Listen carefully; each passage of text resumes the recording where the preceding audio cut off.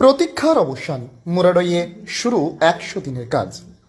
দীর্ঘ প্রতীক্ষার অবসান ঘটিয়ে রবিবার বীরভূমের মুরাডই 1 নম্বর ব্লকে মহাত্মা গান্ধী জাতীয় গ্রামীণ কর্মসংস্থান নিশ্চয়তা প্রকল্পের আওতায় কাজের শুভ সূচনা হলো।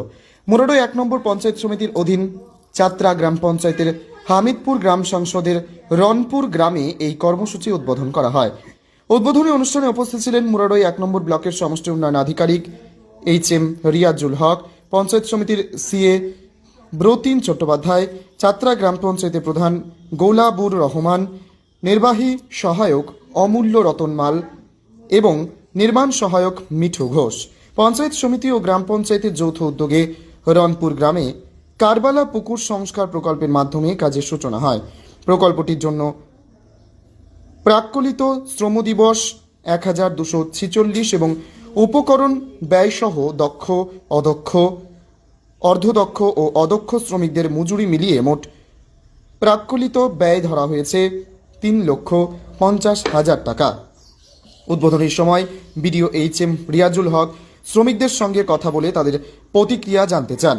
শ্রমিক মীরা ভুইমালি, সনত ভুইমালি ও বাবুল খান জানান, দীর্ঘদিন পর কাজের সুযোগ পেয়ে তারা অত্যন্ত খুশি। তাদের মতে এই কাজের মাধ্যমে হাতে কিছু অর্থ আসবে, যা সন্তানদের পড়াশোনা, চিকিৎসা এবং সংসারের নিত্য প্রয়োজনীয় খরচ মেটাতে সহায়ক হবে।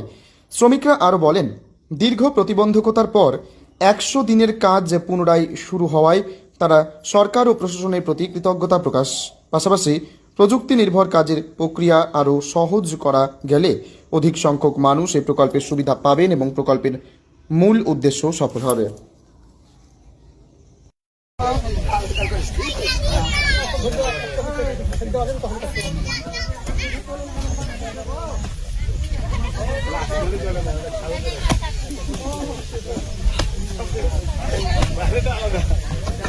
এইদিকে ফেলিও না, এখন পাহাড়ের দিকে ওইদিকে উঠবে না, আসছে এইদিকে ফেলো। এখন ওই পাড়ে ফেলো, এই পাড়ে মাটি ফেলো, ওইদিকে ফেলো, ওইদিকে ফেলো।